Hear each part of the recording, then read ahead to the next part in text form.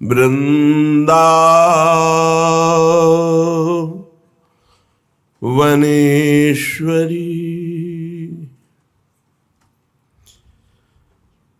तवैव पदारविन्दम्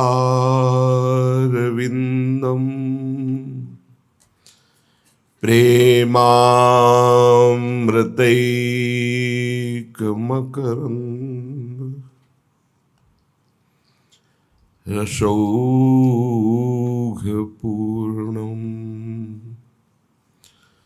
हृद्यर्पितं मधुपते स्मरतापमुग्रम्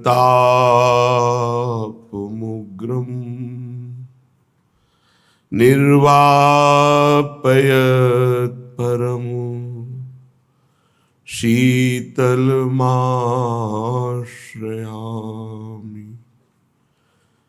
परम शीतल माश्रयामि।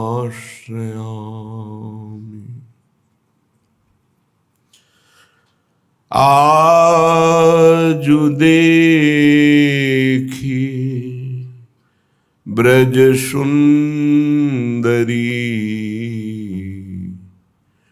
मोहन बनी केली ब्रज सुंदरी मोहन बनी केली अंश अंश बाहुदय किशोर जोर रूप राशि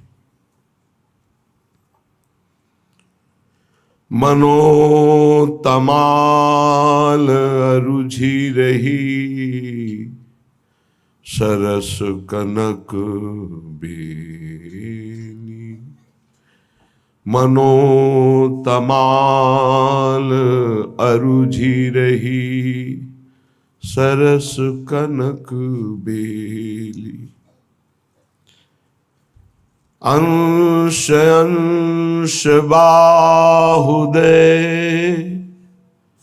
किशोर जोर रूप राशि मनोतमाल अरुझि रही सरस कनक बेली आजु देखी ब्रज सुंदरी मोहन बनी केली नवनिकुंज भ्रमर गुंज मंजु घोष प्रेम पुंज गान करत मोर पिकन अपने सुर सो मेली मदन मुदित अंग अंग बीच बीच सुरत रंग बीच बीच सुरत रंग पल पल हरिवंश पिबत नैन चसक झेली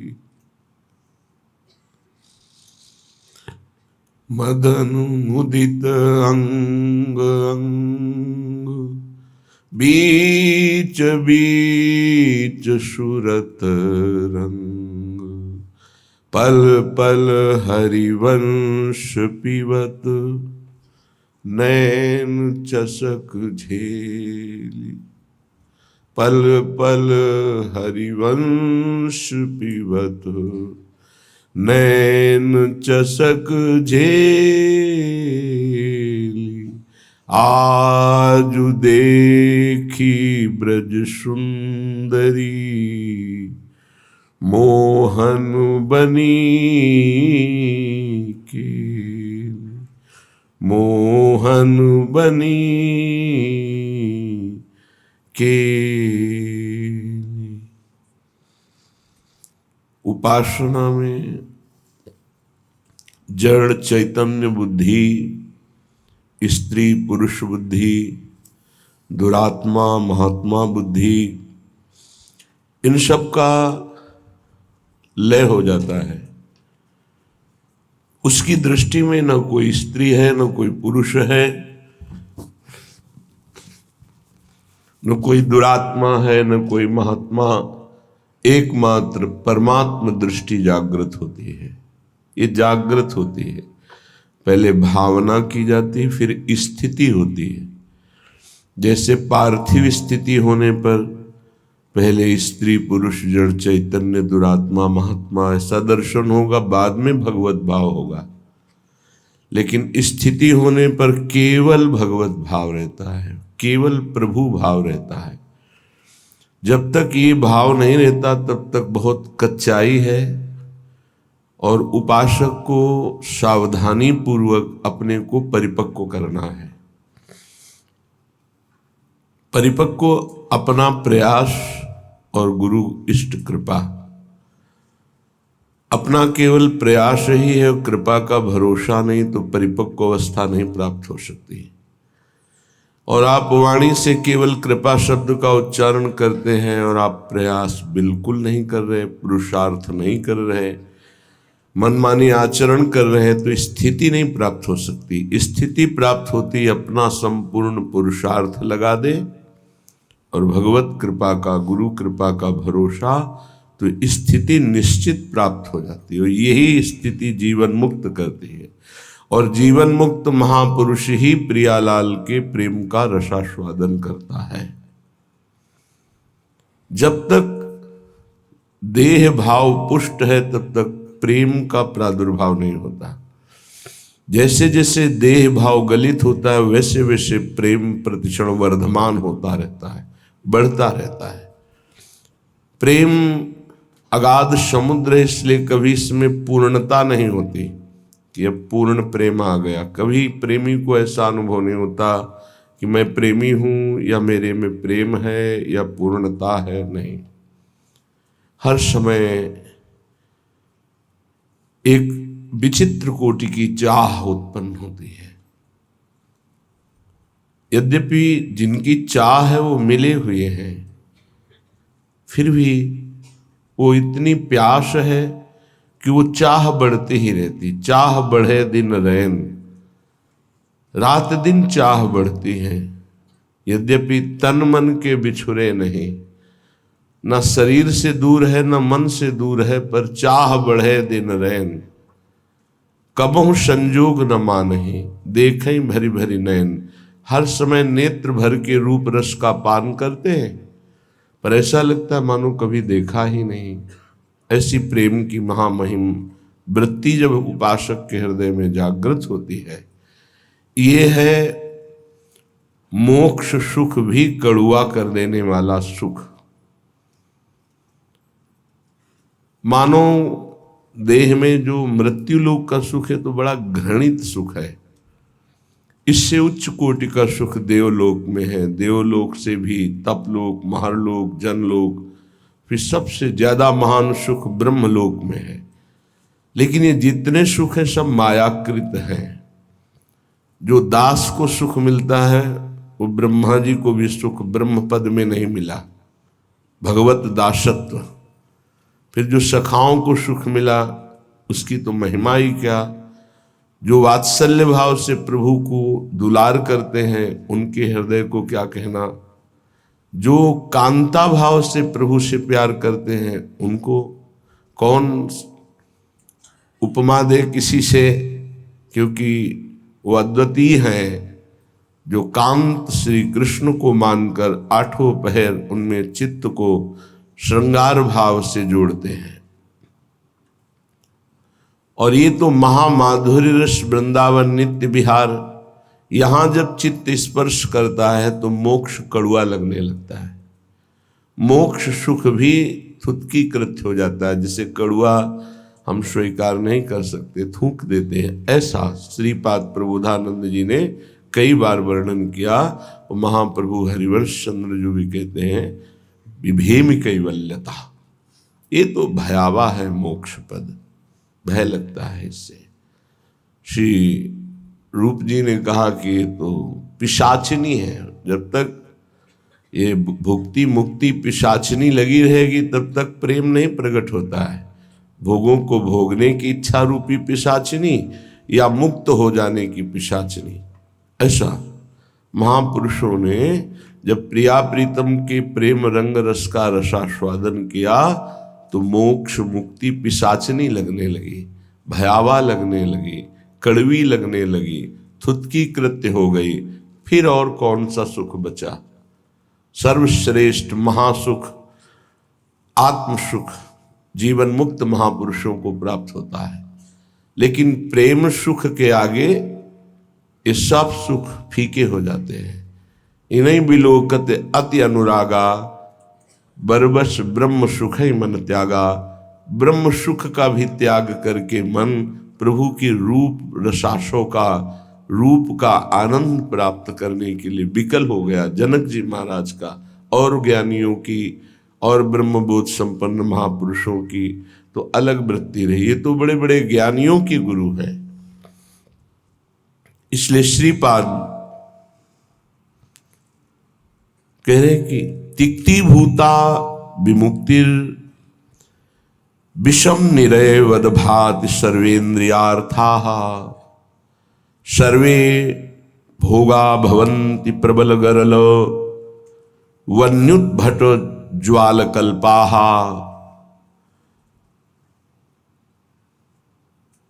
कीट प्रायाः समस्त प्रवर सुरगणा सिद्धयश्चेन्द्रजाल प्रायः संस्वाद्य वृंदावन रसिक रसम माद्यते मेद्य हृदयम। जब आपको प्रियालाल का थोड़ा भी प्रेम प्राप्त होगा तो तिक्ति भूता विमुक्तिर, ये जो जीवन मुक्ति अवस्था है, मोक्ष पदवी है, बोले तिक्ति भूता है, कड़वी लगने लगेगी। नहीं चाहिए मोक्ष सुख, पर ये बहुत ऊंची बात है। अभी तो मृत्यु लोक के भोग ही आपको परास्त कर देंगे। मोक्ष सुख तो जो ब्रह्मलोक तक के भोगों का त्यागी होता है उसको प्राप्त होता है। ये प्रेमी जन मोक्ष के आगे भी जो महारस है उसमें स्थित है। मर्त भोग तुम्हें आकर्षित करके भ्रष्ट कर देते हैं तो मोक्ष सुख तो बहुत दूरी की बात है। हमारी स्थिति नहीं है, पर हमारे गुरुजन जो आगे चल रहे हैं उनकी स्थिति है और उसी मार्ग में हम चल रहे हैं, तो हम स्थिति ना होते हुए भी उसी मार्ग का अनुसरण करेंगे जिसमें हमारे गुरुजन गए हैं, महापुरुष जन गए हैं। महाजनों गतेन स पंथा, जिसमें महापुरुष जन गए उस पंक्ति में हम खड़े हैं। स्थिति हमारी नहीं है, पर हमको वही आचरण करने हो, वैसा ही भाव रखना है जैसा हमारे आगे विराजमान गुरुजन जो पंक्ति में हैं, जो प्रियालाल को दुलार करने वाले हैं, जो प्रियालाल के समीप पहुंच चुके हैं, जिनके आसपास आठों पहर महासुख घेरे रहता है, तो हम उसी मार्ग से चल रहे हैं। इसलिए जैसे कोई कहे कि हमारी स्थिति तो नहीं, पर हम उसी पंक्ति में तो खड़े हैं ना, तो हमको वैसा ही व्यवहार करना है। इतना बड़ा त्याग किसी और की सामर्थ्य नहीं, सिर्फ प्रेम की सामर्थ्य है जो मोक्ष सुख का भी त्यागी बना दे, और ऐसा त्यागी कि पुनः उसकी इच्छा ही कभी न हो। तिक्ति भूत्वा विमुक्तिर, मोक्ष पदवी कड़वी लगने लगती है। श्रीपाद कह रहे हैं विषम निरयवद भाति सर्वेन्द्रियार्था, निरय कहते हैं नरक को, और जितने भी भोग हैं ये विषम हैं, ये एक रस नहीं है। आज कामना जितनी बढ़ी हुई तो भोगो, तुम्हें अच्छा लगेगा, फिर भोगो, फिर भोगो, तो मन कहने लगेगा इस शरीर में नहीं, उस शरीर में देखो, इस भोग में नहीं, उस भोग में, इस वस्तु में नहीं, उस वस्तु में। इसका मतलब हमको केवल भुलावे में डाला जा रहा है, सुख नहीं है। लिखा विषम निरय वदभात सर्वेंद्रियार्थाः, इंद्रियों के जितने भी भोग हैं ये सब नरक प्रदान करने वाले हैं, इनमें किंचन मात्र सुख नहीं है। श्री कृष्णचंद्र जी ने गीता जी में कहा दुख योनयः, अर्थात केवल ये दुख प्रकट करते हैं। पक्की बात है, सच्ची बात है। अज्ञान के कारण आपको ऐसा लगता है कि इंद्रियों के भोग भोग कर मैं सुखी हो रहा हूं, लेकिन सत्य विषय यह है कि जब उनको भोगो तो अंदर से आता है कि जो मैं चिंतन में सुख प्राप्त कर रहा था वो तो है ही नहीं। बड़े बड़े भोगियों को घृणा होने लगती है, पर वो घृणा दूसरी तरह की होती है, वैराग्य नहीं होता। उस शरीर से नहीं, दूसरे शरीर में, उस शरीर से नहीं, तीसरे शरीर में, ऐसे वो भटकता है। और जो विवेकी होता है वो संपूर्ण भोगों से नरकवत अपना पिंड छुड़ा लेता है। इन भोगों के भोगने में तुम्हारा चिंतन प्रधान है और कुछ नहीं। ध्यायतो विषयान पुंसास संगस देशुपजायते, यदि तुम विषय चिंतन न करो तो किसी विषय में सुख नहीं है। तुम्हारा जब एकांत में चिंतन बनता है तब वो तुम्हें चिंतन के कारण सुखानुभूति होती है, ना कि उस विषय में सुख है। जैसे एक कुत्ता सूखी हड्डी लेकर एकांत में भागता है कि मेरे सुख को कोई छीन न ले, और जब चबाता है तो उसी की गलफरों से रक्त स्राव होकर हड्डी में दिखाई देता है। उसको लगता है इसमें रस है, इसमें पावर है, कुछ नहीं। ऐसे ही अज्ञानी पुरुष के द्वारा समस्त भोगों के भोगने का जो चिंतन है, वही चिंतन उसे सुखानुभूति कराता है, न कि भोगों में। नहीं तो भगवान की आज्ञा मानो, अनन्यस चिंतयन्तो माम, केवल भगवत चिंतन हो, फिर हमको परिणाम बताओ कौन सा भोग तुम्हें सुख प्रदान करता है। घृणा हो जाएगी। ये भगवत प्राप्त महात्मा कह रहे हैं, इनके वचनों को मानना चाहिए, अनुभव में नहीं उतरना चाहिए। ऐसा दलदल है भोगों का कि आज तक कोई अनुभव करके नहीं निकला है। जब निकला है तो रो के असंतुष्ट होकर के ही छोड़ा है। कभी कोई ऐसे भोग नहीं छोड़ पाया कि बहुत भोगा, हमें तृप्ति हो गई, अब मैं जा रहा हूं भगवान की शरण में। ऐसा कभी नहीं हुआ, एक भी नहीं हुआ। चाहे जितना बड़ा सम्राट हो, चाहे जितना भोग बाहुल्यता हो, रोया, पश्चाताप किया और असंतुष्ट होकर, अतृप्त होकर त्यागा। वही बात आज है आपके हृदय में कि आप अतृप्त हैं भोगों से, असंतुष्ट हैं, तो अनुभव के लिए मत जाइए। गुरुजनों की, महापुरुषों की बात मान लीजिए और उसका चिंतन छोड़ दीजिए। बस खास बात है, तुम्हारे को अगर कोई परेशान करता है तो तुम्हारा चिंतन परेशान करता है। अंदर से ठीक बैठकर देख लीजिए। बड़े भाग्यशाली उपासक है जिन्होंने अपने चिंतन को बचाने की चेष्टा की। कोई भी क्रिया तब होती है जब चिंतन होता है। ये बहुत सिद्धांत है, भगवान के वचन है। ध्यायतो विषयान पुंसास संगस तेषुपजायते। जब हम किसी विषय का ध्यान करते हैं, चिंतन करते हैं, मनन करते हैं, तो हमारे अंदर उसके भोगने की इच्छा प्रकट होती है। चाहे वो कोई खान पान की वस्तु हो, पहनने ओढ़ने की वस्तु, ये सब भोग के अंतर्गत आते हैं। सर्वेंद्रियार्थाः, समस्त इंद्रियों के अर्थ भोग अलग अलग है। श्रवणेन्द्री, घ्राणेन्द्री, नेत्रेन्द्री, त्वगेन्द्री, वाकेन्द्री, हस्तेन्द्री, पादेन्द्री, जनेन्द्री, गुदाएन्द्री, ये सब इंद्रियां हैं। 5 कर्मेंद्रियां हैं और 5 ज्ञानेन्द्रियां हैं। इनका मुखिया मन, ये 11, इनका काम ही है जगत के भोगों में चिंतन लगाना। बहुत सूक्ष्म विषय प्रार्थना है, ये संतों के अनुभूत विषय है। चिंतन किसी विषय का ना हो, और फिर कोई भोग भोगो, बिल्कुल 100 में 100% आपको सुख नहीं मिलेगा। और ऐसे महापुरुषों का जो चिंतन भगवान में स्थित है, प्रियालाल में स्थित है, उनके लिए कहा गया वो विषयान ग्रहणंत मुंचंत, वह कोई फर्क नहीं पड़ता। विषय सेवन में, पाप कृत्य में, पुण्य कृत्य में अंतर से देखा जाता है कि उसको बराबर 5 व्यक्ति बराबर वही क्रिया कर रहे हैं, चाहे वो पाप की हो या पुण्य की हो, लेकिन पांचों का फल अलग अलग हो सकता है। एक का राग नहीं है, बिल्कुल केवल क्रिया है, बिल्कुल राग नहीं है, बिल्कुल नहीं बंधेगा, उसका हर कर्म अकर्म हो जाएगा।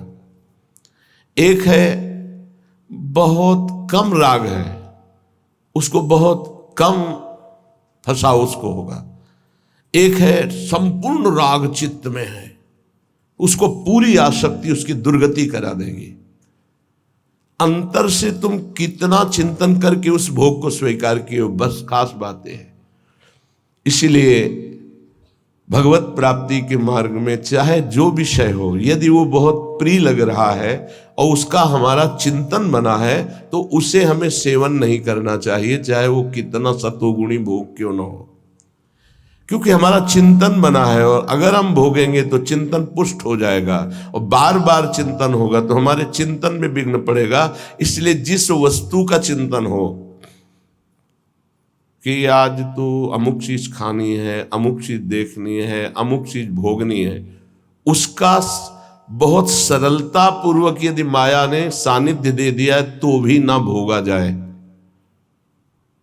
ये बहुत अंदर से अध्यात्म पुष्टि की बात है, इसे समझ लो। श्रीपाद कह रहे विषम, पहली बात यह है कि तुम हर्षित होकर जे ही भोग में जाओगे तो परिणामता तुम्हें शोक मिलेगा, क्योंकि द्वंद्व है ये विषम है। हरिवंश महाप्रभु इसी संसार पर विजय प्राप्त करने के लिए प्रेम की बात कही है। अगर इस संसार को जीतना है तो एकमात्र भगवत प्रेम है, दूसरा कुछ नहीं, दूसरी किसी की सामर्थ्य नहीं है। प्रेम में बहुत प्रबल शुभ अशुभ दुर्ग विध्वंस बल तब जयति जयति जग उच्चरे। सेवक जी महाराज कह रहे जीत विषम संसार कीर्ति जग विस्तर है। जीत विषम संसार कौन? जय जय श्री हरिवंश नाम गुण गाई है, जो नाम जप कर रहे हैं, लीला गायन कर रहे हैं। सर्वेंद्रियार्था, समस्त इंद्रियों के अर्थ, उनके भोगने का चिंतन और भोग क्रिया ये नरक प्रदान करती है, नरक स्पष्ट। सर्वे भोगा भवंति प्रबल गरल, क्योंकि जितने भी भोग हैं ये प्रबल विष है। प्रबल विष, प्रबल विष का मतलब होता है तत्काल असर करने वाला। एक मीठा विष होता है, महीनों में असर करता है, लेकिन भोग तत्काल पागल बना देने वाला है। चिंतन हुआ, सानिध्य भोग का हुआ, पागल बन गया, क्या करना चाहिए क्या नहीं करना चाहिए सब भूल गया। देखो कितना असर चढ़ा उसका, कि उसका चिंतन, उसकी क्रिया सब भागवतिक मिट गई, और उस समय वो कामांध हो गया, उस समय वो वासना में हो गया, सारा चिंतन खत्म, सारी की सारी वृत्ति। ये जहर है, इसे कह रहे सर्वे भोगा भवंति प्रबल गरल। ये प्रबल विष है जो तत्काल चढ़ता है, देखने से चढ़ता है, छूने से चढ़ता है, चिंतन से चढ़ता है, फिर भोगने से क्या होता होगा। ये ऐसा प्रबल गरल है, विष है, कि एक विष तो खाने से ही केवल एक शरीर में चढ़ेगा, एक जन्म नष्ट करेगा।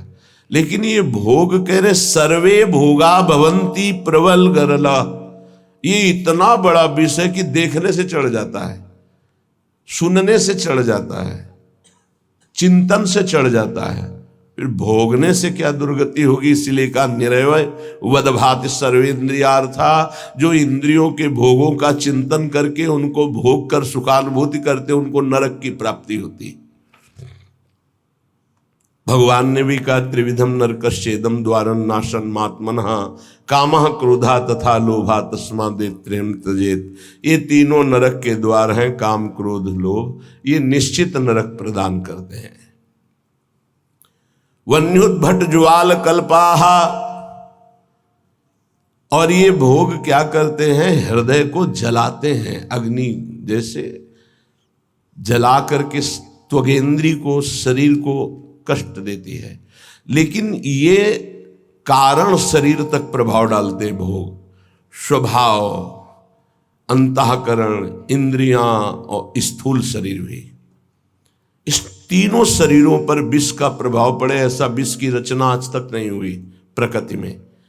प्राकृतिक विष केवल स्थूल शरीर पर प्रभाव डालता है, इस पर। लेकिन ये सर्वे भोगा भवंति प्रबल गरलहा, ये स्थूल शरीर पर भी प्रभाव डालते हैं, सूक्ष्म शरीर को बसीभूत कर लेते हैं और स्वभाव को बिगाड़ देते हैं। देहाभिमानी पुरुष जब इंद्रियों के द्वारा विषयों का चिंतन करके भोग करता है तो उसके तीनों शरीर बर्बाद हो जाते हैं, तीनों शरीर उसके गंदे हो जाते हैं। ये इसीलिए जो विज्ञजन है वो कह रहे हैं कि इससे बड़ा कोई जहर ही नहीं है। सर्वे भोगा भवंति प्रबल गरला वन्युद्भट ज्वाल कल्पाहा, हृदय जलाता है, भोगने पर भी जलन, भोगने के बाद भी पश्चाताप की जलन, पश्चाताप की जलन। और वो पश्चाताप टिकाऊ नहीं होता है। 1 घंटे 2 घंटे जलन हुई, तीसरे घंटे फिर उसी भोग की चिंतन वृत्ति, फिर वही भोग की क्रिया। बड़ी दुर्गति है संसारिक जीव की, बड़ी दुर्गति। ऊपर से चिकना चुपड़ा शांत नजर आ रहा है, अंदर देखो इसमें लिखा है वन्युद्भट ज्वाल कल्पाहा कामाग्नि क्रोधाग्नि लोभाग्नि, उससे जल रहा है वो। कीट प्रायाः समस्त प्रवर सुरगणाः सिद्ध्यश्चेन्द्र जाल, कह रहे कि बड़े महापुरुष हैं, इसलिए कह रहे हैं कि इन कीड़ों में और देवताओं में कोई फर्क नहीं है। क्यों? प्रारब्धानुसार कीड़ा भी अपने भोग को भोग रहा है, देवता भी भोग को भोग रहे हैं। देवता कोई नवीन कर्म करके भजन थोड़ी कर रहे हैं, अपने पूर्व पुण्यों को भोग रहे हैं। तो कीट प्रायः समस्त प्रवर सुरगणाः, ये प्रवर माने होता श्रेष्ठ, श्रेष्ठ जो देवता लोग हैं हमारी दृष्टि में कीड़े से ज्यादा नहीं है। क्यों? क्योंकि जैसे कीड़ा अपना प्रारब्ध भोग रहा है, ऐसे देवता अपने प्रारब्ध भोग रहे हैं। शुभ कुछ नहीं है उनके पास, नवीन कर्म नहीं, जितना रुपया जमा है उसका भोग कर रहे हैं। जैसे बढ़िया होटल है, हर व्यवस्था है, आपका पेमेंट है तो आप भोगिए हर भोग। जिस दिन पेमेंट खत्म हुआ धक्का मार के बाहर कर दिए जाओगे। ऐसे ही स्वर्ग से धक्का मार के गिरा दिया जाता है। उसके गले में एक माला पड़ी होती है, वो माला नित्य नवीन सुगंधित रहती है जब तक उसको स्वर्ग में रहना है। और जहां माला कुम्हलाई तो पता चला कि पुण्य नष्ट हो गए। अब उसको भारी वियोग, उसका विमान छिन जाएगा, उसका महल छिन जाएगा, उसको अप्सरा जो मिली थी वो सब भोग सामग्री एक क्षण में हटा के, देव शरीर से हटा के भ्रष्ट कर दिया गया। फिर मृत्यु लोक में क्या बनेगा कि कीड़ा पतिंगा क्या बनेगा वो भगवान जाने। इसीलिए कह रहे मेरी दृष्टि में कीड़े से और देवता से समानता जब करते हैं तो बराबर नजर आता है। वो अपने प्रारब्ध का भोग भोग रहा है, अपने प्रारब्ध का।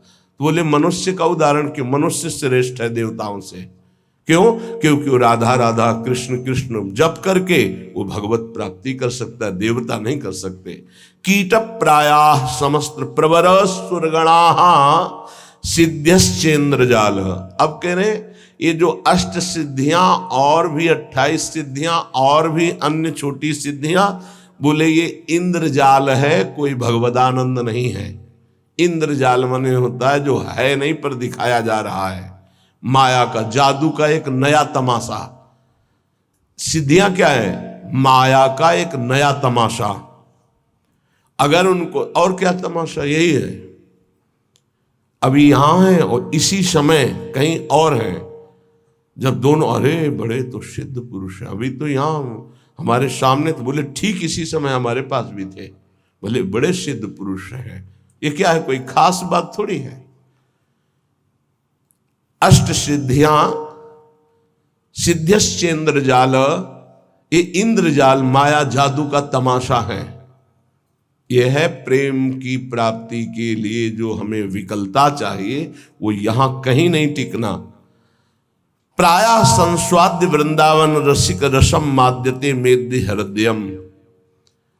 जिनको वृंदावन प्रेम रस की प्राप्ति की चाह है, वो इतने में किसी में भी न टिके, किसी को भी स्वीकार न करे, नहीं प्रेम रस नहीं मिलेगा। इसीलिए आप देखें हमारे वृंदावन ब्रज धाम या कहीं भी जो भगवत प्रेमी सिद्ध महापुरुष है, आपको कोई जादू तमाशा कोई ऐसी बात नहीं मिलेगी। सीधे सरल स्वभाव, नमन कुटिलाई। तो यहाँ की सिद्धि क्या है? यहाँ के सिद्धों को क्या प्राप्त होता है? रुदु सुस्वरम राजन कृष्ण दर्शन लालसा। पर रोना यहाँ की सिद्धि है। जिस पर तुम हो रीझते क्या देते यदुवीर, रोना सिसकना तड़पना आहों की जागीर। ये यहाँ के सिद्धों की परिपाटी है। एकांत में बैठे हुए चिल्ला चिल्ला के रो रहे प्रभु से, हा कृष्ण, हा कमल लोचन, हा प्रियाजू, हा स्वामिनी। ये यहाँ की सिद्धि है। तो ये किसको मिलती है? बोले जो मोक्ष को कड़ुआ मान करके, जो समस्त इंद्रियों के भोगों को नरक मान करके, जो समस्त भोगों को महाविष जान करके, क्योंकि ये जलाने वाले हैं, और समस्त देवताओं को भी कीड़े से भी ज्यादा भाव न रखना। कीड़ा अपना प्रारब्ध भोग रहा है, वो अपना प्रारब्ध भोग रहा है। और इंद्रियां हैं तो जादू का तमाशा। गोस्वामी तुलसीदास जी ने भी लिखा है, रिद्धि सिद्धि पेरे बहु भाई, बुद्धि लोभ दिखावे आई, होए बुद्धि जो परम सयानी, तिन तन चितैना नहित जानी। ये हमारा अमंगल कर देंगी, भगवत प्राप्ति नहीं होने देगी। इसलिए भगवत प्रेमी महात्मा कभी किसी सिद्धि को स्वीकार नहीं करता। इसीलिए बहुत सरल होते। अब फिर उनमें कोई चमत्कार नहीं दिखाई देता। क्या चमत्कार? बाहरी, क्योंकि वो इंद्रजाल स्वीकार नहीं किए। उनका चमत्कार होता है, उनके समीप एक बार जो आ गया और उन पर भाव कर लिया, तो उसका जीवन परिवर्तित हो गया। वो भक्त बन गया, भगवान का नाम जापक बन गया, अच्छे आचरण वाला बन गया, मनुष्य जीवन का उसको लाभ मिल गया। ये चमत्कार होता है। तो श्रीपाद कह रहे हैं, श्री वृंदावन का जो महारसास्वादन मतवाला कर देने वाला, मोक्ष सुख को भी थुत्कीकृत करने वाला प्रेम है, उसकी प्राप्ति के लिए यदि आप चल रहे हो तो स्त्री मात्रे मात्र बुद्धि। बहुत ध्यान से सुनिए। गृहस्थ हैं तो जिनके साथ पाणी ग्रहण संस्कार किया है, उनके अलावा आपका किसी के प्रति भी काम भाव वाली वृत्ति का संबंध नहीं होना चाहिए। नहीं, बड़ी दुर्गति होती है। चाहे वो स्त्री शरीर हो चाहे पुरुष शरीर हो, यदि अपनी मर्यादा से अलग, ये देखो धर्म शास्त्र हैं, इनका एक कानून है। भारतीय संविधान के अनुसार आपने यदि कानून विरुद्ध आचरण किया और नहीं पकड़े गए तो आप अपने को बहुत प्रवीण मानते हैं कि मैं बच गया, देखो। लेकिन तुम भारतीय संविधान के प्रगट में दंड ना मिलने पर ऐसा न समझ लेना कि दंड मुक्त हो गए। एक है भागवतिक संविधान, जिसमें किसी की गवाही, किसी की साक्षी की या किसी की रिपोर्ट की जरूरत नहीं, तुम्हारा कर्म ही तुम्हें दंड दे देगा जो तुमने कर्म किया है। इसलिए जो पति वंचक पर पति रति करई, रो रो नरक कल्प सत परई।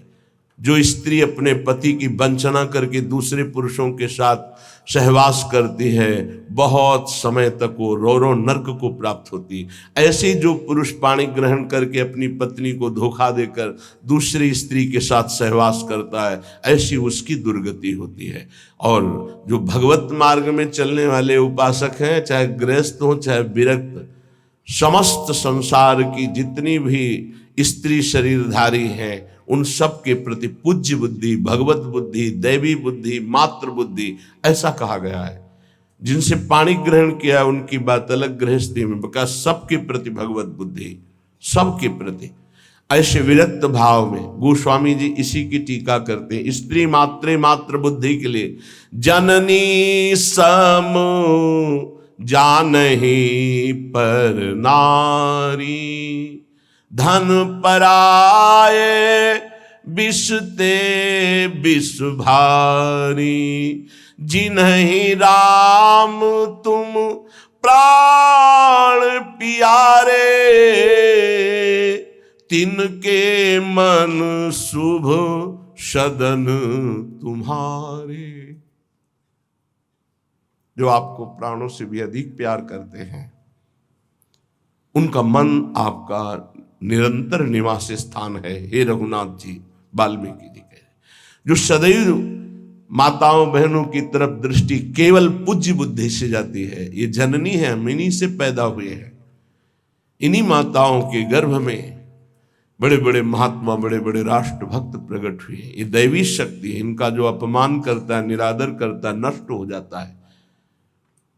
बड़े बड़े अपराध रावण ने किए लेकिन नष्ट नहीं हुआ।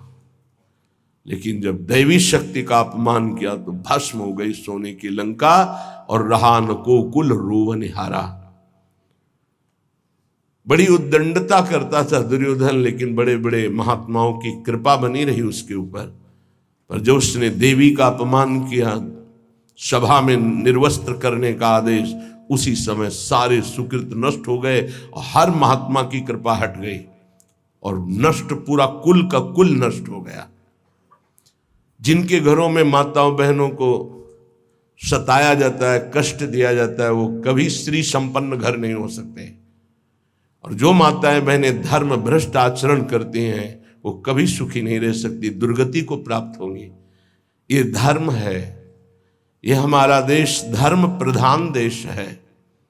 बहुत महिमा इस भारत देश की गाई गई है, क्योंकि इसमें धर्म प्रधान क्षेत्र, अलग अलग भगवान ने क्षेत्र, जैसे स्वर्ग है वो भोग भूमि है, नरक है वो पाप भोग भूमि है, मृत्युलोक है, मृत्युलोक में भारत भूमि भगवत प्राप्ति का परम धर्म स्थल है। जैसे गंगा यमुना सरस्वती का समागम तीर्थराज प्रयाग, एक स्थान है अपना, उसका महत्व है। ऐसे पूरे विश्व में भारत का महत्व है। यहां भगवत प्राप्ति रूपी महान धर्म की स्थापना भगवान ने की है। ये वो भूमि है। इस भूमि में वास करने वाले के ऊपर भागवतिक शासन है, धर्म शास्त्र का। आप यहां परस्पर व्यभिचार नहीं कर सकते। जो हमारे शास्त्र मर्यादा है उसके विरुद्ध आचरण नहीं। स्त्री मात्रे मात्र बुद्धि आदेश कर रहे हैं। संपूर्ण स्त्रियों में मात्र बुद्धि। देखो गांव में हमने देखा है, छोटी छोटी जो बालिकाएं 10-11 से, तो सब उनके चरण छूने की भावना, घर के जन भी, अरे तू तो कन्या है, देवी है, जैसे वो पिता के चरण छूने के लिए चले, ला इधर पैर ला, हम गांव की बात करें, ऐसे चरण, तो दुर्गा है, कन्या है, देवी है, ऐसी भावना है। नवरात्रि में पवाया जाता है ना आराधना करके, तो उनके प्रति वही बुद्धि रखो जो नवरात्रि में बुद्धि रखते हो कि ये तो सब नवीन अवस्था की बच्चियां दुर्गा स्वरूप है, देवी स्वरूप है। तो वैसे ही स्त्री मात्रे मात्र बुद्धि, ये सब जगदम्बा है, हमारी श्री जी की निज सखियां हैं। इनके चरणों में वंदना करे तो प्रिया जो से प्रेम हो जाएगा, और इनके प्रति दोष भाव करे तो नरक की प्राप्ति होगी। ऐसे ही स्त्री शरीर को चाहे पुरुष शरीर के प्रति भगवत भाव रखना। गोस्वामी तुलसीदास जी ने लिखा है, मध्यम परपति देखई कैसे, भ्राता पिता पुत्र निज जैसे। अपने बराबर का देखा तो जैसे हमारा भाई हो तो कैसा हमारा भाव रहेगा, छोटा देखा तो पुत्र हो तो कैसा भाव रहेगा, और पिता के समान जो वयोवृद्ध बड़े हैं उनके प्रति पूज्य भाव रहता है। तो माता बहनें कैसे पुरुष को देखती हैं, भ्राता पिता पुत्र निज जैसे। और पुरुष कैसे देखते हैं, बोले जननी समझाने पर नारी। जो बड़ी माता है बहनें वो साक्षात माँ है, जो छोटी हो साक्षात दुर्गा है, नवीन कन्या रूप, उनके चरण स्पर्श करे। जहां पाणी ग्रहण है वहां अर्धांगिनी भाव। स्त्री मात्रे मात्र बुद्धि, समस्त चराचर जगत की ये प्रेम प्राप्ति के लिए आदेश दे रहे श्रीपाद।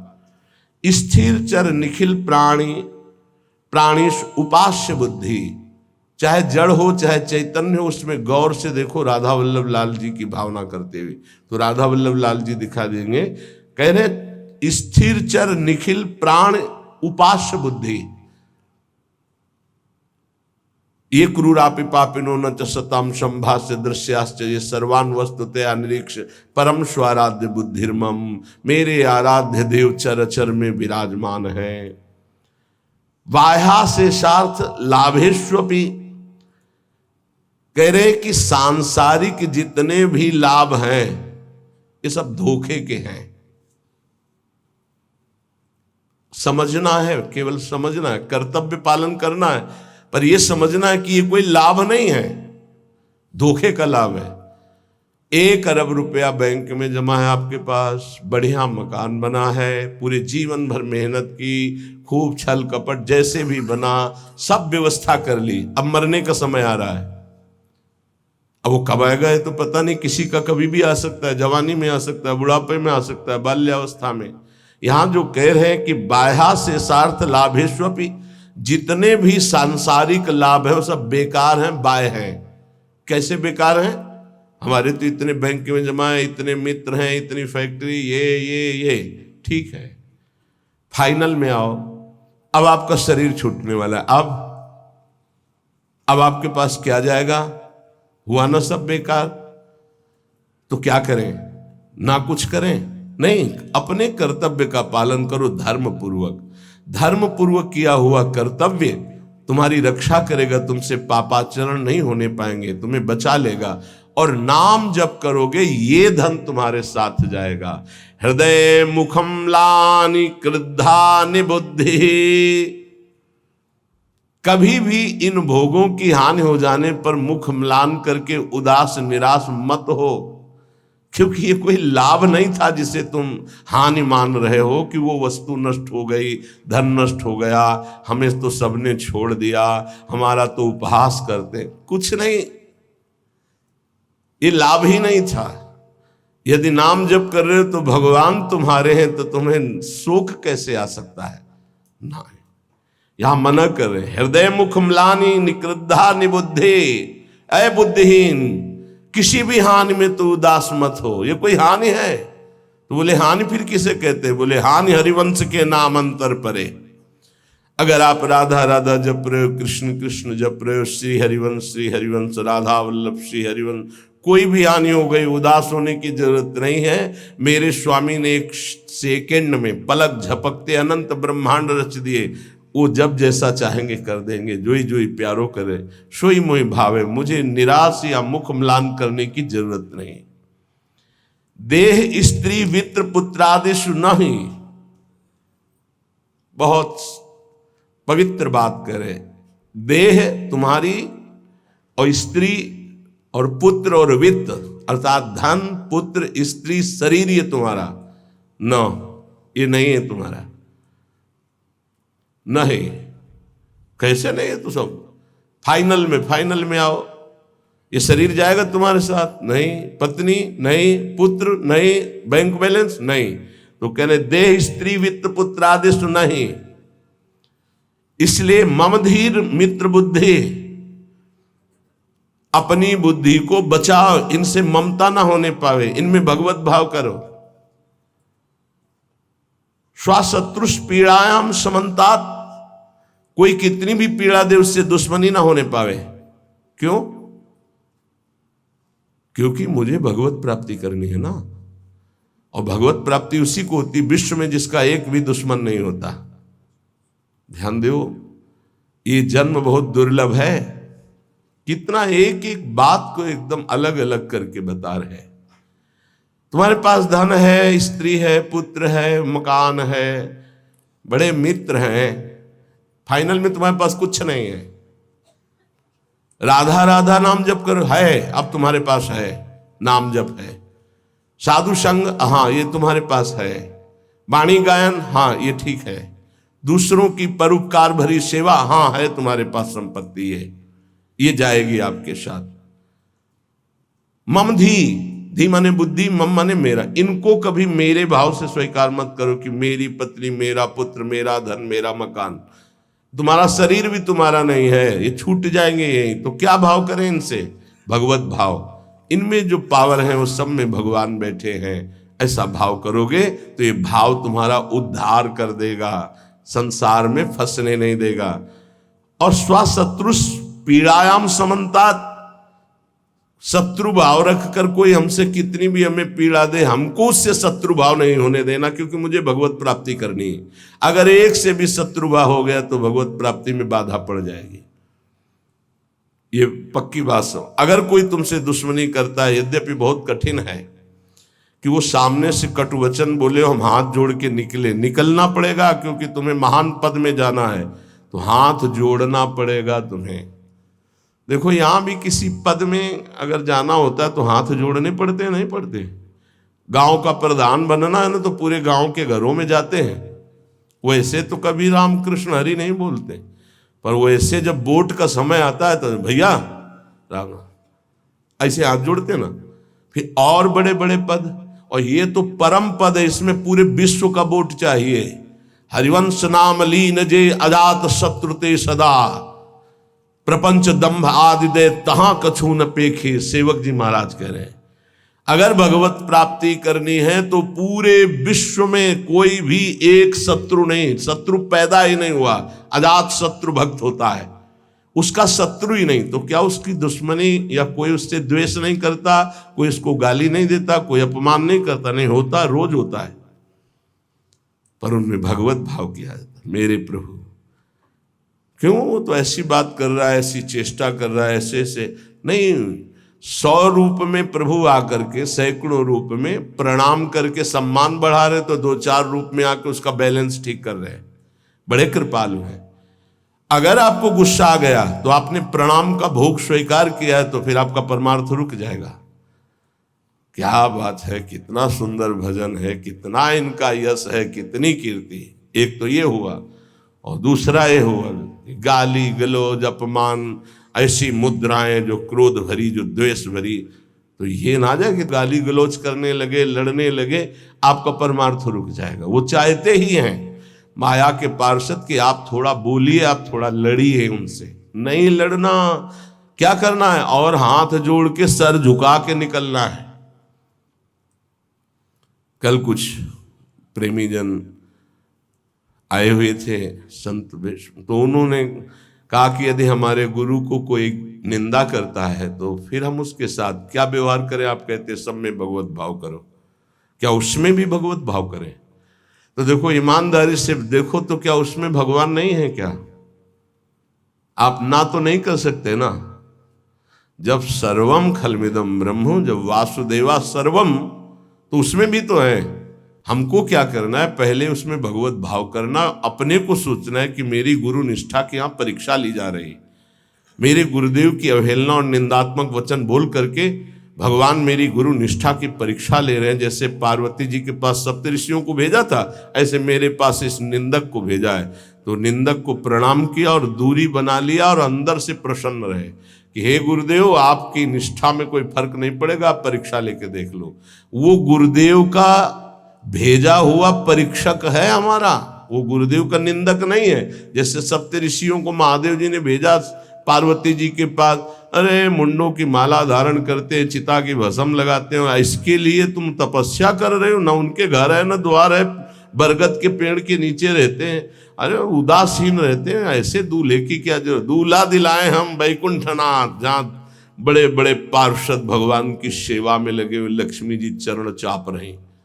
पार्वती जी को गुस्सा आया था क्या? नहीं, उन्होंने कहा कि आप बढ़िया उपदेश कर रहे हैं, माना कि महादेव अवगुण भवन, माना आपकी बात, विष्णु सकल गुण खान, ये भी माना, लेकिन जाकर मन जैसन रमे ते ही सन। हमने तो वर्ण कर लिया है भगवान शिव को, कोटि जन्म लगर हमारी बरों शंभुनता रहो को। क्या निष्ठा माता जी ने प्रकट की। मैंने तो वर्ण, आप जो कह रहे हो ठीक है, ऐसे ही होना चाहिए गुरु निष्ठा कि आप जो कह रहे हो आपकी बुद्धि, मेरे तो परब्रह्म है अंदर, उससे बोलना नहीं, अंदर मेरे तो परब्रह्म परमात्मा है। फिर हम ना उसकी बात सुनते हैं, ना उसकी तरफ देखते हैं, ना उससे द्वेष करते हैं। स्वशत्रुष पीड़ायाम समन्तात सुखमती रमितानंद वृंदावनेस्तु। मैं सर्वदा सुख मगन रहूंगा, किसी से द्वेष नहीं करूंगा, किसी से अपनापन नहीं करूंगा, और वृंदावन का आश्रय लेकर प्रिया प्रीतम के प्रेम में मगन रहूंगा। जिसे प्रेम प्राप्ति करनी है, जो श्रीपाद प्रबोधानंद जी कह रहे हैं, एक बहुत बड़े महापुरुष कह रहे हैं कि नंबर 1, ये इस बात सहने के लिए निरंतर नाम जप चाहिए। जो अभी तक आपने सुना, मोक्ष कड़ुआ लगने लगे, समस्त इंद्रियों भोग नरक के समान लगने लगे, समस्त भोगों में विष दिखाई देने लगे कि ये तो पूरे तीनों शरीरों को नष्ट करने वाला है, गंदा करने वाला है, और हृदय से हमारे कि इंद्रियों का जो विलास है ये तो नरक तुल्य है ही, लेकिन सिद्धियां भी ये माया का जाल है। नहीं चाहिए मुझे कोई सिद्धि, मुझे भगवत प्रेम चाहिए। भगवत प्रेम प्राप्त करने के लिए समस्त संसार की स्त्री शरीरों में जगदम्बा बुद्धि होना अनिवार्य है, और समस्त स्थिर और चेतन जड़ चेतन में भगवत बुद्धि होना अनिवार्य है। अपना शरीर, अपनी पत्नी, अपना पुत्र, अपना धन, अपना मकान, ये अपना नहीं है, अंतिम में छूट जाएगा, ये वैराग्य बुद्धि होना अनिवार्य है। फिर भगवत भाव का प्रादुर्भाव तभी होता है जब पूरे संसार में किसी से भी हमारी दुश्मनी ना हो। अब ये सब कैसे होगा? तो बोले नंबर 1, निरंतर जो नाम जप करता हुआ मालिक से प्रार्थना करता रहता है। मालिक कौन? अपने इष्ट से, कि हे प्रभु मुझे ऐसी सामर्थ्य दो कि कोई भी विषय मुझे परास्त न कर पावे, और पूरे संसार में मेरा किसी से भी द्वेष न हो। अद्वेष्टा सर्वभूतानाम, गीता जी भी कह रही, अद्वेष्टा सर्वभूतानाम, किसी भी भूत प्राणी के प्रति हमारा द्वेष दोष भाव ना हो। पहला, निरंतर नाम जप और प्रभु से प्रार्थना। इसमें लिखा है मालिक से प्रार्थना, अपने स्वामी श्री हरि से, इष्ट से प्रार्थना कि मुझे ऐसी सामर्थ, प्रार्थना में बहुत सामर्थ है। अरे बहुत सावधानी की जरूरत है। किसी के प्रति जरा सा भी दोष चिंतन, जो भजन जिनका एक तार चलता है, बड़ी बाधा खड़ी हो जाती है। श्री रूप गोस्वामी जी लीला चिंतन कर रहे हैं, उसमें दिखाई दिया कि प्रियाजू पुष्प चयन कर, ये पुष्प, तो लालजू गोदी में उठा लिए, प्रियाजू ऐसे पुष्प का गुच्छा ले रही, एक हाथ से डाल पकड़े हुए। लालजू ने देखा कि सुरक्षित डाल पकड़े प्रियाजू नजदीक की छोटी कुंज में, तो छोड़ दिया, तो प्रियाजू ऐसे, और लालजू आनंदित हो रहे हैं। तो पूज्य श्री रूप गोस्वामी को भी हंसी आ गई कि लालजू को ऐसा विनोद सूझा। इस समय अत्यंत सुकुमार प्रियाजू डरप रही हैं। फिर लालजू ने अपनी गोद में ले लिया, फिर उनका शमन हुआ। जिस समय वो हंस रहे थे उस समय एक संत जा रहे थे जो लंगड़ा के चलते थे, ऐसे ऐसे, और वो ऐसे अर्ध निमीलित नेत्रों में ऐसे हंस रहे थे। उनको दृष्टि गई कि अरे भगवान ने मुझे लंगड़ा बनाया है तो हंस रहे हैं। हम तो समझ रहे थे बहुत बड़े महापुरुष हैं और ये हमारी हंसी कर रहे हैं, ऐसा कैसे हो सकता है? हाँ ना, हमारा प्रारब्ध भोग है ना, हमारा पैर ऐसा है, इसलिए हंसी का पात्र में। बड़े अंदर से दुखी हो गए, चले गए, लीला बंद हो गई उनकी। अब आप बताओ, उन्होंने सोचा नहीं, देखा नहीं, वो तो प्रिया प्रीतम को देख रहे थे। बड़े विकल हुए जब लीला बंद हो गई, तो फिर पूज्य श्री सनातन गोस्वामी से चर्चा की, क्योंकि दोनों महापुरुष की हमारी लीला बंद हो गई, तो उनका एक ही उपाय वैष्णव अपराध बन गया। वो वैष्णव अपराध, किसी वैष्णव को अभद्र बोले या दुख पहुंचाए, ऐसा संभव ही नहीं। महाप्रभु चैतन्य देव की कृपा से ऐसा संभव ही नहीं है। कैसे ऐसे? उनका है तो वैष्णव अपराध। अब ये विचार हुआ कि कैसे जाना जाए कि किससे अपराध बना, कैसे जाना जाए, जब किया ही नहीं प्रकट में तो जाना कैसे जाए? बोले कोई वैष्णव दुखी हो गया है तो वैष्णव सेवा की जाए, आसपास के जितने संत सबको निमंत्रण दिया जाए, पता चल जाएगा, सबकी जूठन पाई जाएगी तो शायद पुनः अपराध कोई हुआ हो जाने अनजाने में तो उसका मार्जन हो जाएगा। ऐसा हुआ। आसपास के सब संतों को निमंत्रण दिया गया, वैष्णव जे ही उनके पास निमंत्रण गया तो नाराज होके बोले। पहले तो उपहास करके हंसी उड़ाते हैं, फिर निमंत्रण देते हैं, हमें नहीं जाना। तुरंत सूचना है कि वो नाराज है। अरे तुरंत गए पूज्य श्री रूप गोस्वामी जी और कहा, प्रभु कब हमने आपका उपहास किया? तो उनका, आप प्रभु प्रभु आप कर रहे हो, उस दिन हम जा रहे थे और जैसे हमारा भगवान ने पैर ऐसा कर दिया तो झटका मार के चलते हैं, तो आप हंस रहे थे। तो उनका, मुझे तो याद ही नहीं कि आप कब निकले और हम कब हंसे। तो उन्होंने समय बताया कि अमुक दिन उस समय। अच्छा। तो उनका, प्रभु ऐसे बतानी नहीं चाहिए पर आप नाराज हैं इसलिए बता रहा हूं। प्रभु उस समय हम लीला देख रहे थे, प्रियाजू पुष्प चयन करने की, तो लालजू गोद में उठा के वो पूरी घटना बताई और कहा, अगर ऐसा भाव में हम हंस रहे तो आप उसी समय निकल रहे होंगे, आपको ऐसा लगा तो प्रभु आपके लिए नहीं था, आप क्षमा कीजिए। वो तो प्रियालाल तो चरणों में गिरे जो दूसरे वैष्णव थे और कहा, अरे आप जैसे महापुरुषों के प्रति हमारा दोष भाव बन गया, क्षमा करो। वो राज्य तत्काल लीला प्रारंभ हो गई, तत्काल। अब आप विचार करो, जब दोष नहीं है और वैष्णव दुखी हो गए तो लीला रुक गई। फिर अगर केवल स्वीकृति की हाँ ये गलत है, वो गलत कर रहे हैं तो भी हाँ गलत है नहीं, और भगवान की लीला भगवान जाने। नहीं आप बताओ कि ये गलत है कि सही, नहीं तो हम कोई जज है क्या? जिनके सारे हम चल रहे हैं उनके सारे वो चल रहे हैं, उनसे पूछो जाके, चले जाओ राधा राधा राधा। कभी किसी का फाइनल करने के नहीं, तस्मात् शास्त्रम तो तुम्हारा। ये बहुत सूक्ष्म विषय है, इसलिए वर्णन किया, बहुत सूक्ष्म विषय है, बहुत सावधान। नाम जापक भगवत प्रेम प्राप्ति के लिए इतनी सामर्थ्य जो अभी पीछे चर्चा हुई, उसके लिए निरंतर नाम जपो, प्रभु से प्रार्थना कि किसी भी के प्रति हमारा तनिक भी दोष भाव न बनने पावे। प्रभु से प्रार्थना, वही सबके हृदय में बैठे हुए, वही आपको ऐसे सामर्थ्य देंगे। क्योंकि सृष्टि में आपके प्रति प्रतिकूल व्यवहार होगा, आपका उपहास करेंगे, आप नाना प्रकार के कटु वचन बोलेंगे, आपको सह जाना है, उनके प्रति कटु वचन नहीं करना, दोष भाव नहीं करना, नहीं अपनी भगवत प्राप्ति में बाधा आ जाएगी। ये सूक्ष्म विषय सब कोई नहीं समझ पाएगा, लेकिन उपासक जो भगवत प्राप्ति करना चाहते हैं, अपना भजन बचाना चाहते हैं, वो इस बात को अच्छे से पकड़े। दूसरा, जो दिनचर्या दी गई है उसमें आलस्य ना होना, भगवत प्रेम प्राप्ति या ऊंचाई पर चढ़ने के लिए जो दिनचर्या है, हमको ये नहीं देखना है कि अमुक साधक आता है कि नहीं आता है, अमुक नहीं आता तो हम भी नहीं आते हैं, ऐसा नहीं। अमुक की त्रुटि है, उसका सुधार करना चाहे तो कर सकता है, लेकिन आप सुधरे हुए हो तो आपको अच्छे आचरणों का अनुकरण करना है। आपको ऐसे आचरण नहीं करने हैं जिनसे हमारी दिनचर्या बाधित हो जाए।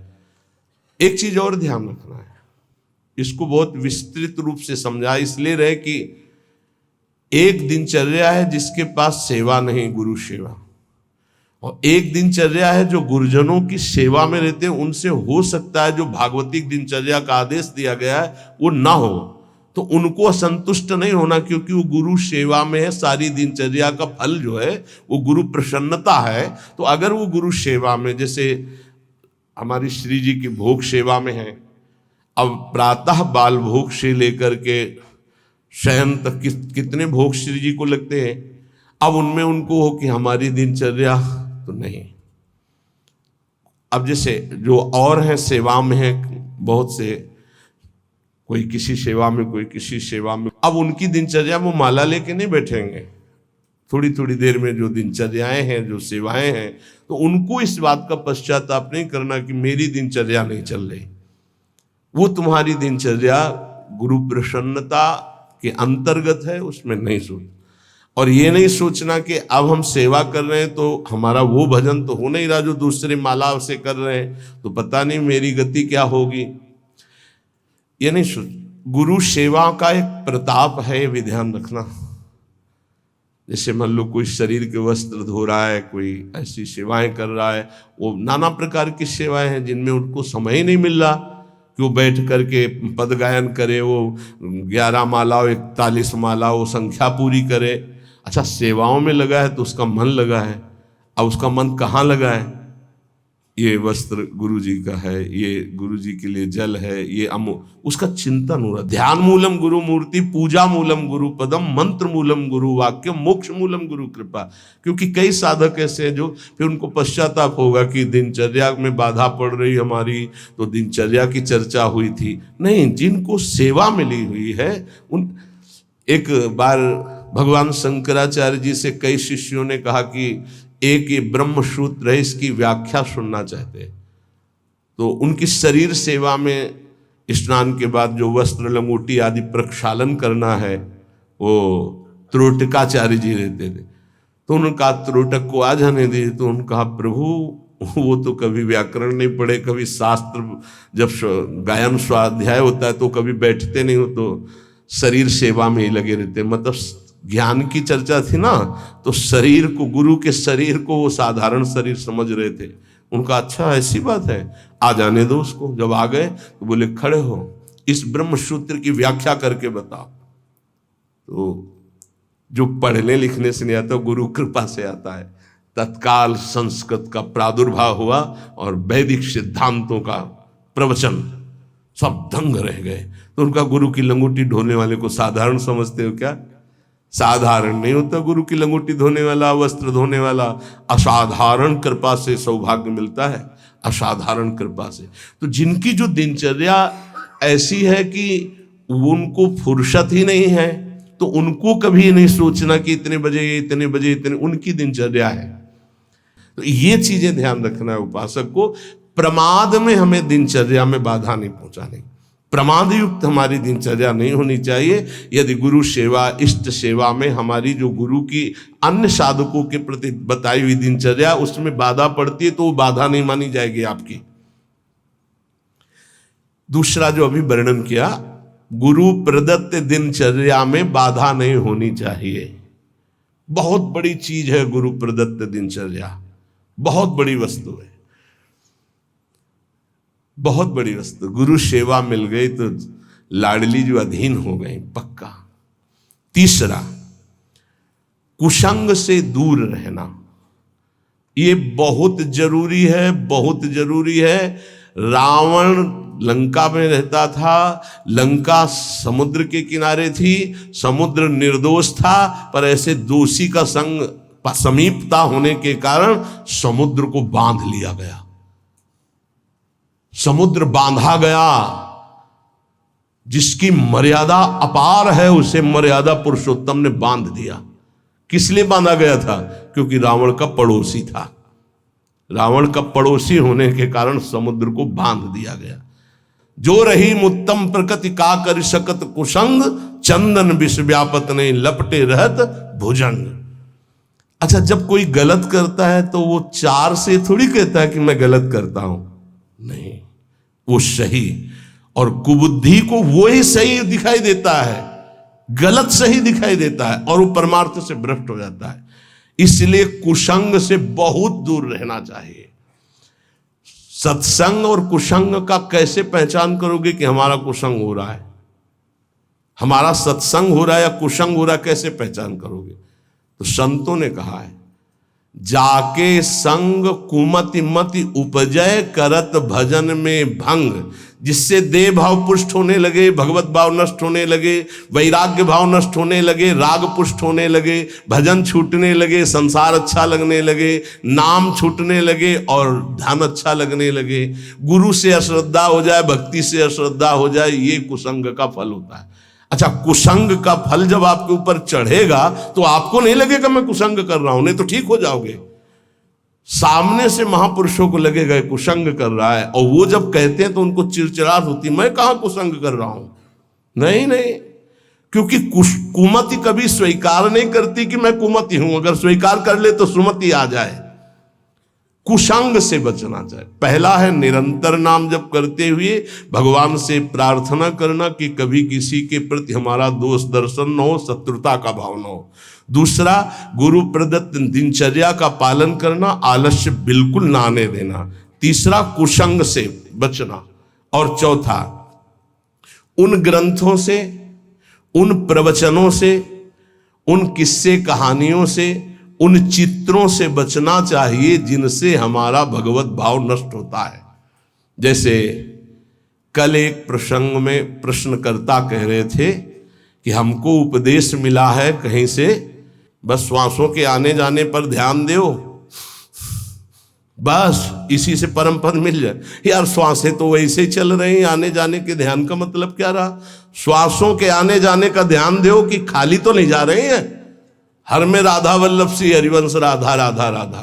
जैसे कल आपसे कहा था नाम रूप लीला धाम से हटा दे वो कुसंग होता है। वो बेचारा पर हमका थोड़ी श्रद्धा है हमारे प्रति, बोले श्रद्धा ही तो लाई है आपके पास, तो हमका आज से राधा राधा नाम जप कर और प्रभु का जो रूप ध्यान में तुम्हारे प्रिय लगे, राम रूप, कृष्ण रूप, हरि रूप, जो भी तुरंत ध्यान कर, उनके ध्यान में लग। ये बिहारी जो राधा रमन, जो राधा वल्लभ, जो साक्षात भगवत प्राप्ति के लिए ही तो विग्रह रूप धारण करके प्रकाशित हो रहे। कभी कभी जिसे हम सत्संग समझते हैं वो कुसंग बन जाता है। इसको ध्यान से सुनना। इसीलिए रोज सत्संग में घुमा के आ जाती है बात कि इष्ट मिले और मन मिले, मिले भजन रस रीति। अरे भगवान शिव नाम जप करते हैं, सनकादि नाम जप करते हैं, वो परमात्मा निराकार है, साकार है, सगुण है, निर्विशेष, पूरा का पूरा आपको समझ में आ जाएगा। फिर उनको समझाया कि गुरुदेव साकार है कि निराकार, जो उपदेश किए थे। बोले साकार है। प्रणाम करते हो? हाँ। माला पहनाते हो? हाँ। तो गुरुदेव की पूजा हुई कि नहीं? बोले हाँ हुई। तो हमका गुरुदेव मूर्त है कि अमूर्त? बोले मूर्त। तो हमका मूर्ति पूजा हुई कि नहीं? बोले हाँ हुई। तो हमको फिर काहे परेशान हो? समझे में नहीं आता है। अरे भाई बहुत संभल के, बहुत संभल के, शास्त्रों में जो लिखा उसको समझना के लिए बहुत पवित्र बुद्धि चाहिए। परमात्मा निराकार भी है। कैसे निराकार है? देखो आकार खंबे का इसमें है कि नहीं? और जब भावना किया प्रहलाद जी ने कि है, तो निकल पड़ा ना नरसिंह रूप में, तो है ना साकार। वो निराकार रूप से सब जगह है, पुकारो तो साकार रूप होकर अभी दिखाई दे। वो साकार भी है और निराकार भी है। यहां जल है, इस वायुमंडल में जल है। देखो भला कहां गीला हुआ। और एक मशीन है, जो उसको ऑन करके रखो तो एक कमरे में 3.5 लीटर 4 लीटर पानी 4-5 घंटे में निकल जाता है। और कमरे में कहीं बूंद नहीं है। वाष्प मतलब जल है, वाणी है। वाणी का मतलब आकाश शब्द है, वायु है, अग्नि तत्व है, इन सब कुछ विराजमान है। लेकिन निराकार दिखाई दे रहा है ना? कहां दिखाई दे रहा? सब साकार रूप में आ जाता है। वही साकार है, वही निराकार, कुछ अंतर नहीं। सबके हृदय में आकार, ये देखो बाहर, और अंदर बैठा हुआ है निराकार। और पुकारो तो आकार रूप के लेके आ जाएगा। राम तो मर्यादा पुरुषोत्तम कमल नयन रूप धर करके वही आ जाए। वही रूप है, वही अरूप है, कोई अंतर नहीं। सब ज्ञान हो जाता है नाम जप से, सब ज्ञान। पर बचो ऐसे उपदेश से जिससे भजन ही न हो पावे। ऐसी ग्रंथ हैं ऐसे, जैसे भगवान श्री कृष्णचंद्र जी ने गीता जो लिखी है, आप भगवान की वाणी को अपने भावना के अनुसार समझ लिए, लेकिन संपूर्णतया तो भगवान ही समझावे तो समझ पाओगे ना। सोई जाने जे देव जनाई। निंदा स्तुति के विषय नहीं है, पर यह बात है कि पूज्य श्री स्वामी राम सुखदास जी महाराज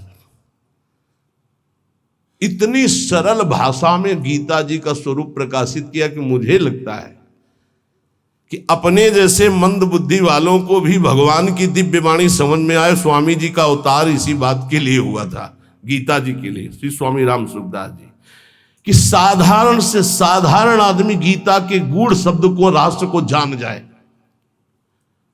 इतना बड़ा विस्तार से अमृत दे दिया गीता जी के भाव का। और ज्ञानदेव जी महाराज, एकनाथ जी महाराज, आद्य गुरु भगवान शंकराचार्य, जो बहुत से बड़े बड़े महापुरुषों ने गीता जी की टीका, हमें लगता है वो इन महापुरुषों की टीका के बाद अब हमको और कौन सा ज्ञान जानना बाकी रहेगा। एक बार एक सेवकवाणी श्री दामोदर दास सेवक जी की, नए नए हम थे तो हमको किसी ने दिया था कि पढ़ना।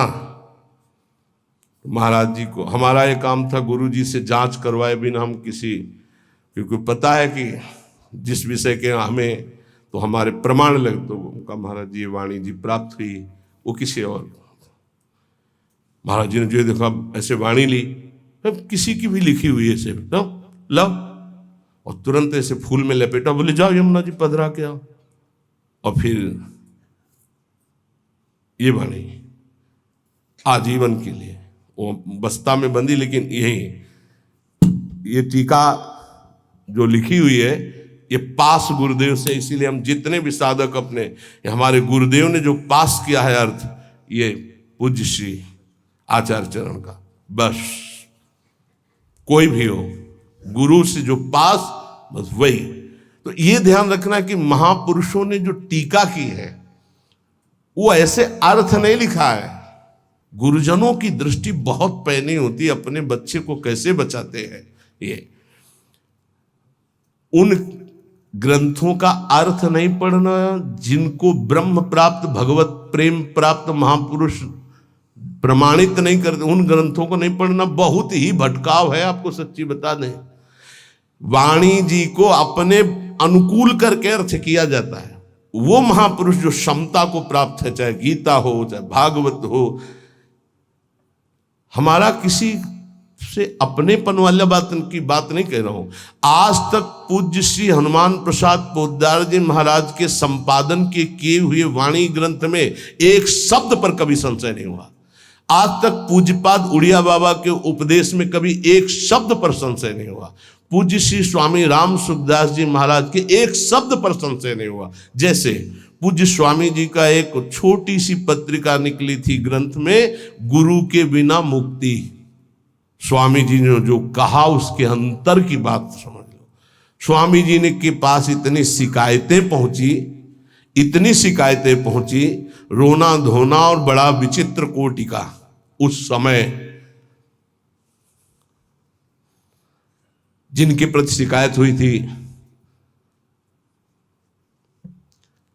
तब स्वामी जी ने सभा में कहा था कि तुम जो सुन रहे हो, ये जगत गुरु श्री कृष्ण की वाणी सुन रहे हो, इसको मानो, इसी से तुम्हें परम पद मिल जाएगा। ऐसे बनाने की जरूरत नहीं है जहां ऐसी शिकायतें आ रही। स्वामी जी किस लक्ष्य को लेकर बोले थे? स्वामी जी किसी संप्रदायवाद को नहीं काटे, स्वामी जी किसी गुरु परंपरा को नहीं काटे। स्वामी जी के शब्द थे उस बनावटीपन के लिए, जो बनावटीपन से ठगा जा रहा है, लोगों के जो चित्तों की श्रद्धाओं का मर्दन किया जा रहा था। जब स्वामी जी के पास शिकायतें पहुंची, तब स्वामी जी ने वो बात कही कि ये जगत गुरु की वाणी है गीता जी, इसको सुनो, स्वीकार करो, जाओ, परम कल्याण ना हो जाए तो बताना, गुरु के बिना मुक्ति। गुरु बनाने की जरूरत नहीं, वचन सुनो, मानो और जाओ। कोई एक शब्द में उसको घसीटो मत इधर उधर, सीधे जिस प्रसंग से महापुरुष बोले उस बात को समझना है। तो हमको ऐसे ग्रंथ नहीं पढ़ने, ऐसी किताबें, ऐसे शास्त्रों की व्याख्या, ऐसे किस्सा कहानियां, ऐसे दृश्य, ऐसे चित्र, ये सब ना देखे जो भजन में बहुत बाधक है। पांचवा, किसी भी बहाने से जिसमें महिलाएं नृत्य करती हों वो दृश्य न देखे। भले कीर्तन हो रहा है, भजे भजन हो रहा है, लेकिन जिसमें माताएं बहनें नृत्य कर रही, बैरागी को देखने की जरूरत नहीं है। फिर और नौटंकी तमाशा और सीरियल और वेब सीरीज इनकी तो जरूरत नहीं है, बिल्कुल नहीं। कि खाली समय है, हम बड़ा मोबाइल है स्मार्ट, चाहे जितने स्मार्ट बनो, माया से ज्यादा स्मार्ट नहीं हो। वैसी स्मार्ट गिरी में फंसा देगी तुम्हें, ये सारी स्मार्ट गिरी चली जाएगी। बहुत होश में चेटक, नाटक, नाच, तमाशा, ये सब परमार्थ के लिए बहुत हानिकारक है। किसी बाहरी साधक से पूछा कि मोबाइल में आप, बोले बस गेम खेल लेते हैं। अरे यार, गेम खेलना है तो नाम का गेम खेलो, मंत्र का गेम खेलो, हाँ, वाणी जी का पूरा गेम खेलो। क्या शुरू करो उल्टा चतुरासी जी, आज वह देखिए तो प्यारी रंग भरी, छाण दे माननी मान मन धरी, वो नागरता की उल्टा गेम खेलो। अभी देखो आंसू आने लगेंगे तो ये गेम खेलोगे। अगला सूत्र प्रेम प्राप्ति के, अपनी निरख परख स्वयं करते हुए गुरुदेव से जांच करा ले। अपनी अंतर की वृत्तियों को देख लो, जहां को संशय लगे तो जांच करवा ले कि ये वृत्ति सही है या गलत। जैसे बाहरी लोग आके कराते हैं, अब सबे खड़े ना हो जाए वहां जाके कि एकांतिक तुम वहीं से होने लगे। रोज सत्संग में यही तो जांच परख होती कि आप अपनी जांच कर लो। नहीं तो एक बार कहा कि अपनी दिनचर्या बना के आओ तो इतने कागज आ गए, हम कब तक हम इनको देखेंगे।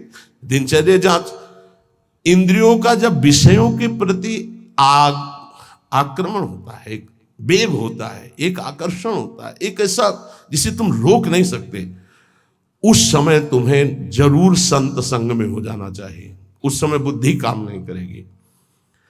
और जिस समय तुम्हारा केवल बुरा चिंतन बन रहा है, ये उस समय की बात है कि आक्रमण हो चुका है, अब तुम बच नहीं सकते। अब इसको संत संग से मिटाओ तुरंत, तुम अकेले नहीं मिटा पाओगे। और अगला जो है वो कह रहे हैं, जब तुम्हारा चिंतन गलत हो रहा तो नोच के फेंक दो, मिटा दो उस चिंतन को जो गंदा हो रहा है, नहीं तो आगे फिर वही दशा आ जाएगी। एकांत में इंद्रियां और मन साधक के ऊपर शासन करते हैं। उस समय साधक को अपनी इंद्रिय और मन की रखवाली करना है बस। इसलिए एकांत में भजन बहुत जरूरी है। 10वां, जैसे परीक्षार्थी परीक्षा की तैयारी करता है, ऐसे परमार्थी द्वंद्वों की तैयारी कर ले। मान अपमान, निंदा स्तुति, लाभ हानि, सुख दुख, ये आने वाले हैं, तुम्हें समान रहना है। तैयारी करो परीक्षा की। और ये परीक्षा जब होती तब आप समझ नहीं पाते कि आपकी परीक्षा हो रही, और समझने नहीं दिया जाएगा परीक्षा हो रही। कम से कम परीक्षा में तो बताया जाता है कि कल से पेपर शुरू है, सावधान, तैयारी कर लियो। अपने यहां परीक्षा बताई ही नहीं जाती, बाहर निकले से शुरू हो गई परीक्षा। अब तुम्हारे दिमाग में नहीं कि परीक्षा है तो तुम उससे लड़ पड़े, फेल हो गए, नंबर कट गए। बिल्कुल हर समय कभी भी कहीं भी परीक्षा हो रही। ये बहुत बड़े महापुरुष हैं, कह रहे हैं कि जैसे परीक्षार्थी को अपनी परीक्षा की तैयारी करनी होती है, ऐसे परमार्थी को अपनी परीक्षा की तैयारी करनी। क्या? स्तुति, निंदा, मान अपमान, लाभ हानि, शत्रुता मित्र, ये द्वंद्व आएंगे, आपको उत्तर देना इनका, तभी आपकी द्वंद्वातीत अवस्था आएगी। तैयार रहो, रोने की जरूरत नहीं, उसने हमको ऐसा कह दिया, उसने ऐसा किया, उसने। तैयार रहो, परीक्षा हो रही। पर उस समय याद नहीं रहता कि परीक्षा हो रही, और जिसको याद रहता है बच के निकल जाता है। बड़े बड़े महापुरुषों को ये परीक्षा देनी पड़ती है, बड़े बड़े महापुरुषों को, ये मत समझो। हाँ, ये द्वंद्व आएंगे, आपको इनकी परीक्षा देनी, परमार्थी हो। और 11वां,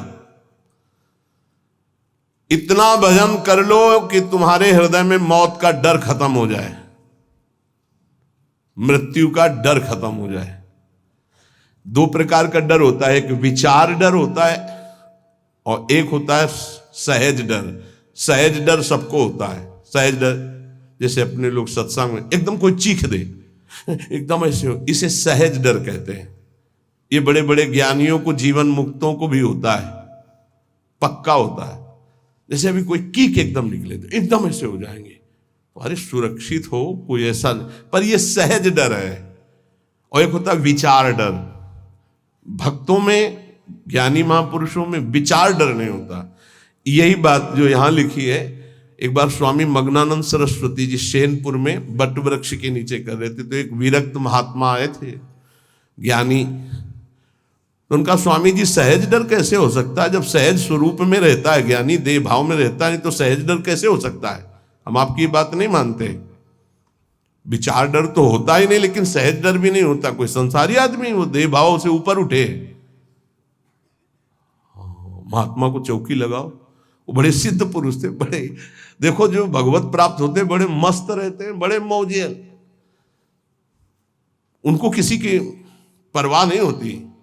एक मस्ती ऊंची चौकी में बैठा ला, तो उनका कह रहे नहीं महाराज आप नीचे बैठे हैं। बोले आप इतना सुंदर ज्ञान की बात कहे, आपको चौकी ना मिले, विराजो। बैठ गए चौकी। और उनको क्या पता कि सिद्ध महापुरुष लीला हो रही है। तो जो इस शुरू के, तो जो गीध है या जैसे चील है, ये बड़े पक्षी होते हैं। तो एक चील ऐसे बैठा बरगद की सूखी डाल पे, वो खर खर खर ऐसे करती, जो ऐसे आए वैसे हुए, चौकी के नीचे गिरे, चौकी ऐसे हुई ऐसे गिरे। अरे अरे भाई चौकी संभालो संभालो, बैठो बैठो महाराज। ये कौन सा डर था? बम तो नहीं गिरा है ना? अच्छा डार गिर रही तो कोई बहुत बड़ी तो गिर नहीं हो, आप देहातीत महापुरुष, डर कौन सा था? हंस दिए। उनका अच्छा अच्छा अच्छा अच्छा, अच्छे तो थे ही। उनका अच्छा अच्छा, परीक्षा हो गई। बोले इसे सहज डर कहते हैं, ये सबके ऊपर होता है। सहज डर सबको होता है, पक्का सहज डर। अचानक कोई आवाज हुई, सबको पता है, तो वो एकदम डर जाता है। वो डर नहीं है, वो सहज डर है। और एक है विचार डर। भक्त को विचार डर नहीं होता। तो कह रहे इतना भजन करो कि मृत्यु का डर खत्म हो जाए।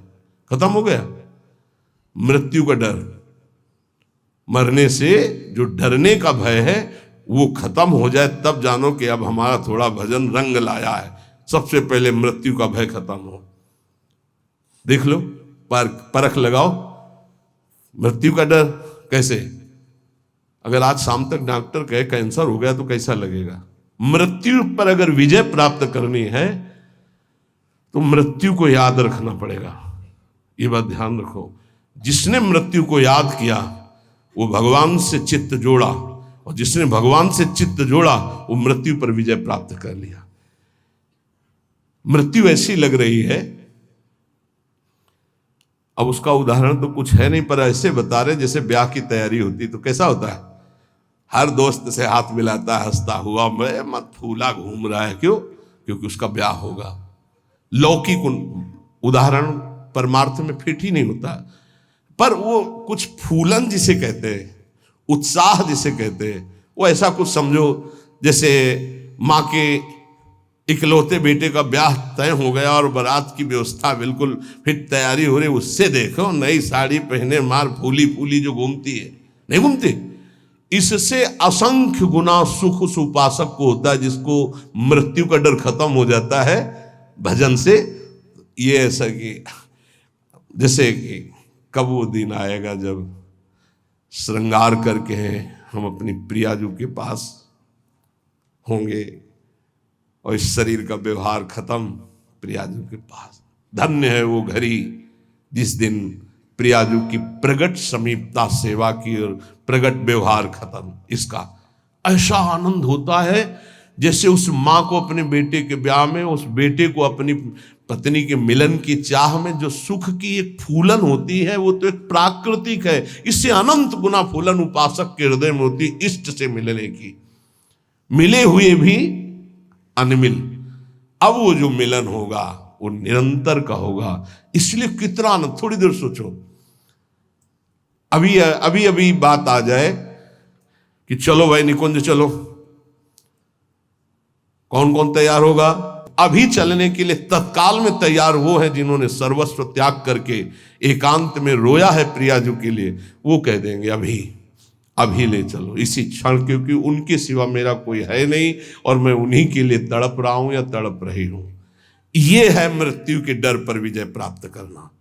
नहीं तो सच्ची कहते हैं कि अगर अभी आ जाए भगवान की, देखो बाहर विमान राधा के कुंज के बाहर, चलो बैठो पहले मरो फिर चलो, कौन कौन तैयार होगा?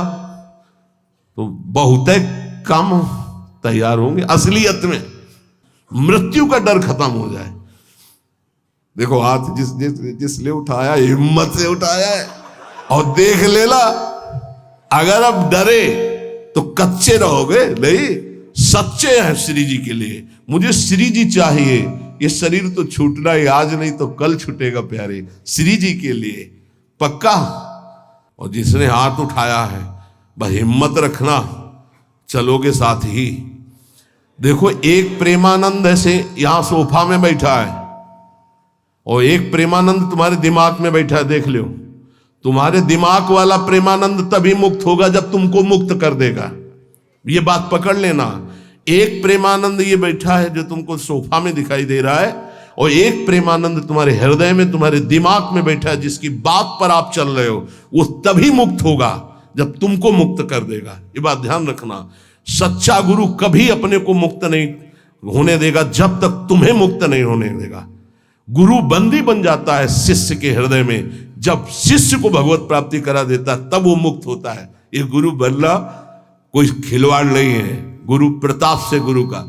ये जो तुम्हारे हृदय में प्रेमानंद बैठा है, देखो है कि नहीं, तुम्हारे दिमाग में जो है, तुम्हारे हृदय में, वो तुम्हें जीवन मुक्त करने के लिए बंदी बन गया तुम्हारे हृदय में। वो तभी मुक्त होगा जब तुम्हें मुक्त कर देगा।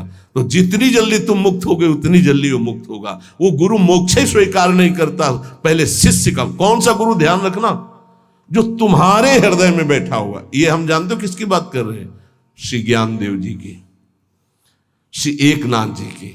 इन बड़े बड़े महापुरुषों के वचनों में जब स्वाध्याय पूर्व में किया था तभी पकड़ा था कि गुरुदेव शिष्य के हृदय में तब तक बंदी बन के रहते हैं जब तक उसका परम कल्याण नहीं कर देते।